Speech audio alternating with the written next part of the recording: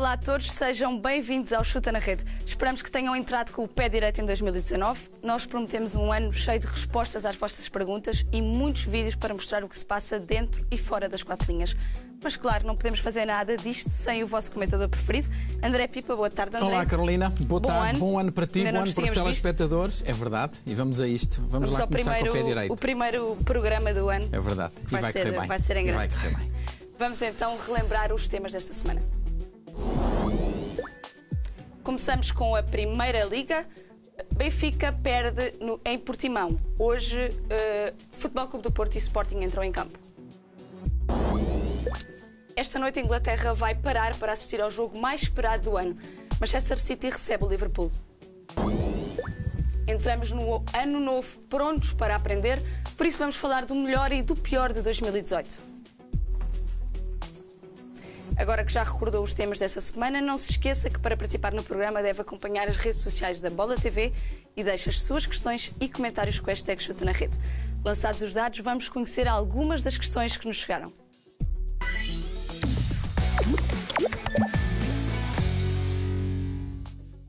O campeonato está de volta e quase sem tempo para descansar. Ontem, num jogo atípico, o Benfica perdeu em Portimão. Hoje é a vez do Sporting frente ao Belenenses e do Futebol Clube do Porto na Vila das Aves irem à procura de pontos. E no fim de semana recomeçam as hostilidades com a 16ª jornada. Mas antes disso, vamos ver o que pensam os nossos telespectadores a respeito do jogo de ontem. A primeira pergunta é do José António de Carvalho, de Cabinda, Angola. Pronto, André, para a primeira pergunta de 2019. Vamos lá, primeira pergunta de 2019. Quais são as causas que estão na base da má prestação do Benfica? Bem, se eu soubesse, era contratado pelo Benfica para resolver os problemas. Não sei, quer dizer, aquelas que são óbvias para uma pessoa que segue. Atenção, não estou lá, não sou o Rui Vitória, não estou lá a vê-los trabalhar todos os dias, não sei como é que trabalham, como é que treinam, como é que aquilo está a correr. Do que nós vemos, percebe-se que a equipa está absolutamente falha de confiança. Qualquer coisinha que corra mal, aquilo desmorona logo como um castelo de cartas. A equipa mostra pouca raça, pouca capacidade de reagir aos infortúnios. E ontem foram 2, Carolina, não é muito normal, não é? Uma equipa marcar 2 golos na própria baliza. Depois, falta de concentração, de foco também, muito mal a defesa do Benfica ontem, os centrais, um horror. Parece-me, mas isto não é novidade, não é pelo jogo de ontem, parece que há manifestamente... Eu acho que os jogadores, muito sinceramente, deixaram de acreditar no treinador. A partir do momento em que ele foi despedido com pompa e circunstância, depois foi reposto com pompa e circunstância, isso, para mim, disse-o desde logo, não acredito nisso. Eu acho que o Rui Vitória, a partir desse momento, ficou ferido de morte e pode agradecer à direção do Benfica, que não o defendeu quando devia ter defendido, e de modo que a partir daí eu acho muito sinceramente, os jogadores treinam, mas olham para o Rui Vitória e veem um treinador interino, o futuro ex-treinador do Benfica. Até ao que me parece. Depois, há outras coisas que também vemos como observadores de fora, e não me perguntes como, que eu acho estranhíssimo. 10 contratações, só uma se pode dizer reforço, não é? Não digo reforço, porque reforço é alguém que vem para ajudar, para acrescentar algo.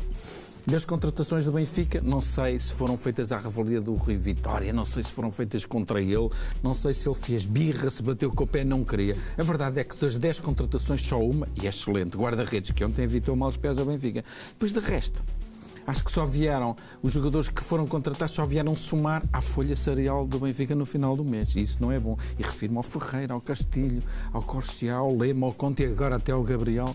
De modo que não sei o que é que se passa no Benfica. Sei que a continuar assim não vai ser nada bom. E é sobre isso que nos chega a próxima pergunta do Nova Iorque, de Luanda. Achas que este Benfica semi-morto irá conseguir fazer frente ao Futebol Clube do Porto e discutir o primeiro lugar?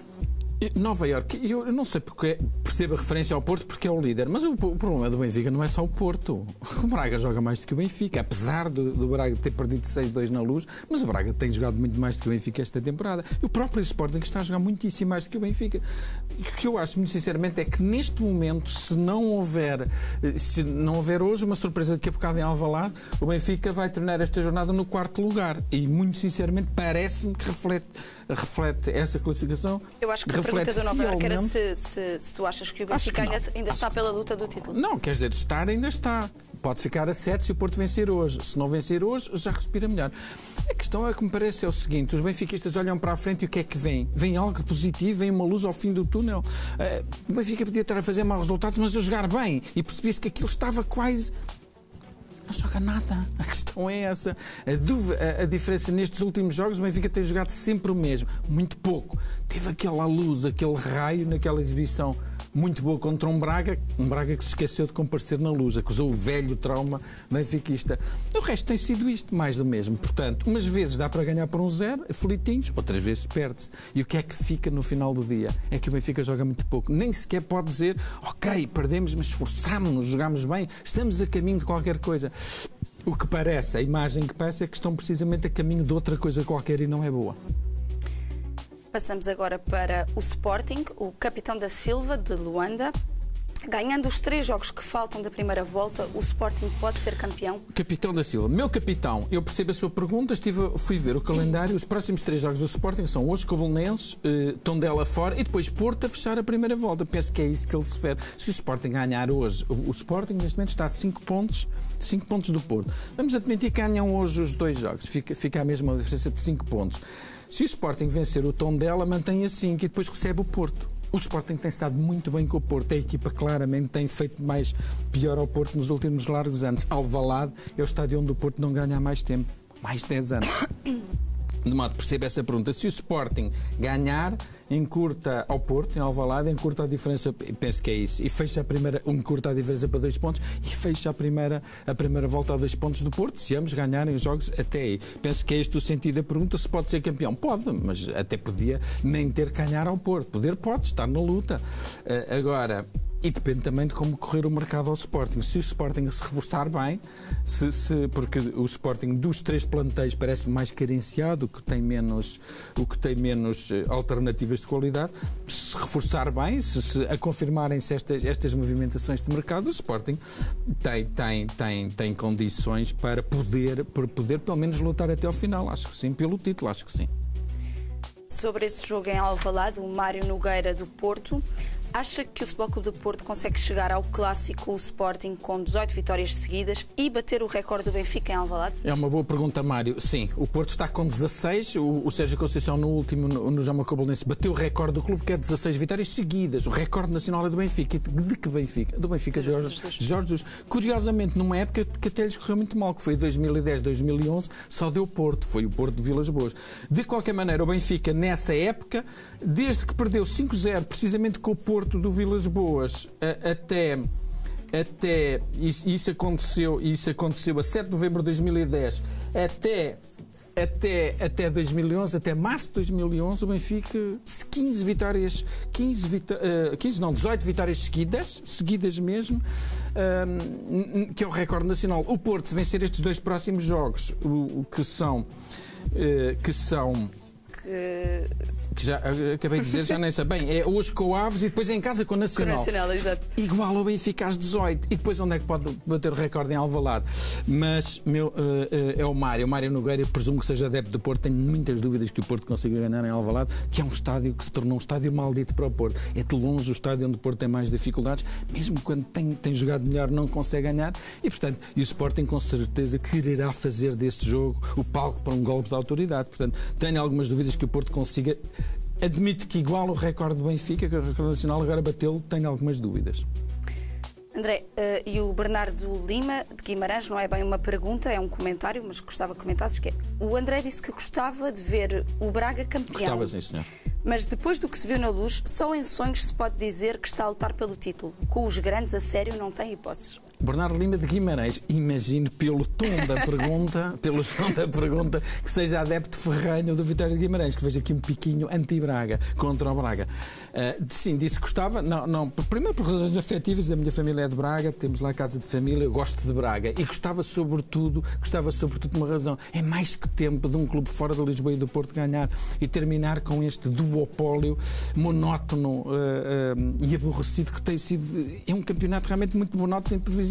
Ou ganha o Porto ou ganha o Benfica, ou ganha o Benfica ou ganha o Porto, e não saímos daqui. E era muito interessante, até porque o Braga está a jogar bem. Agora, o Bernardo diz uma coisa com razão. Realmente a candidatura de Braga, a imagem que o Braga projetou na Luz foi péssima. péssima. Porque no Dragão o Braga perdeu, mas jogou muito bem até ao final. E perdeu injustamente. O Porto ganhou esse jogo com muita sorte. Na Luz foi uma desgraça. Falhou clamorosamente. Era um teste de estofo, de personalidade, e o Braga passou completamente ao lado. Aliás, confirmando o que tem sido os jogos com o Benfica. Nos últimos 11 jogos com o Benfica perdeu 10. E desses 10, várias foram goleadas. Portanto, muitas dúvidas sobre o Braga. Este último comentário do Bernardo, que é que os grandes a sério não tem hipótese. Este é um documentário um bocadinho, não é justo dizer isto do Braga, porque o Braga não há dúvida que é pior do que os 3 grandes, ainda não atingiu o patamar. Ganhou ao Sporting. Ganhou ao Sporting, mas não ganhou este Sporting, era o Sporting do Peseiro ainda.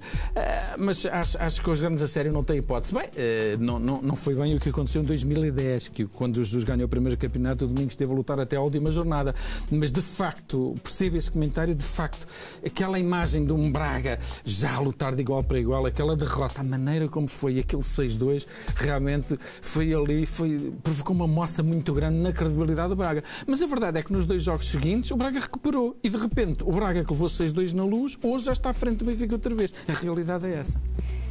E agora passamos por uma pergunta mais genérica do esta foi o que eu gostei mais. Porquê é que no Campeonato Português reclama tanto da arbitragem, mesmo com o VAR todas as semanas à confusão?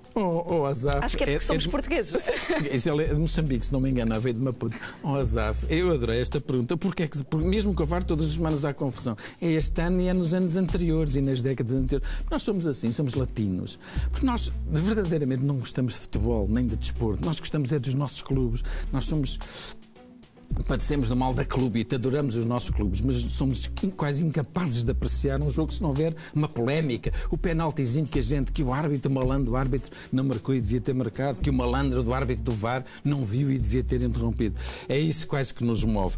É um futebol muito condicionado à clubite, ao amor pela camisa, pelas cores clubistas, que não tem mal nenhum, desde que não deturpa o essencial, que é a competição, a essência da competição. Uma competição limpa, saudável, é uma competição em que há alternância. Não são sempre os mesmos a ganhar, não são sempre os mesmos a dominar, não são sempre os mesmos a terem o sistema.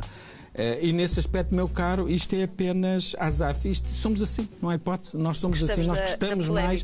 É mesmo, não esquecemos do essencial. Gostamos mais de falar de dirigentes, de manobras subterrâneas, de árbitros, de roubalheiras, do que os verdadeiros artistas, jogadores e treinadores.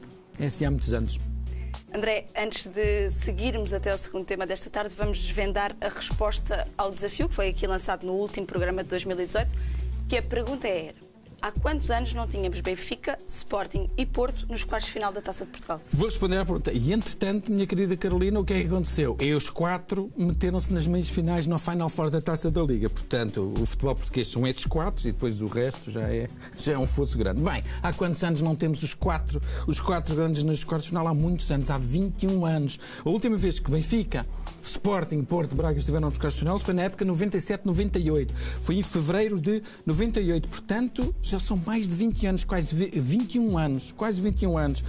O Braga jogou com o Sporting em casa nesses quartos de final, ganhou, passou às meias finais. O Porto jogou com o Friamundo, ganhou fora 4-0. Friamundo estava no quarto escalão. E o Benfica eliminou o Gil Vicente da segunda divisão. Depois, nas meias finais, Braga eliminou o Benfica, Porto eliminou o Leiria e depois o Porto venceu o Braga na final. Portanto, há 21 anos que não acontecia. E, entretanto, volto a dizer, os 4...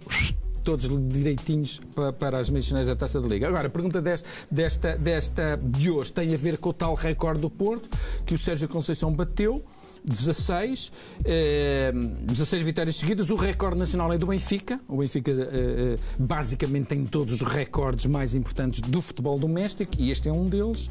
E esse foi batido pelo Jesus numa época, curiosamente, que o Benfica até nem foi campeão. A minha pergunta é, portanto, o Jesus teve 18 vitórias consecutivas em jogos oficiais, desde que perdeu com o Porto Vilas Boas por 5-0 num jogo em que o Jesus inventou um bocadinho, e depois voltou a perder com quem? Eu vou dizer com quem perdeu, não vou dizer com quem perdeu, vou dizer a data. Perdeu no dia 6 de março de 2011 para uma prova que não o campeonato. Quem foi a equipa que terminou essa sequência do Benfica? É a pergunta que fica. Procurem. Eu sei a resposta. Mas não vou dizer. Por isso, já conheço o novo desafio do André. Sabias, que eu sei que sabias. Por isso, responda nas redes sociais e partilhe a sua resposta com a hashtag Chuta na Rede. E agora chegou o momento de viajarmos até a Inglaterra.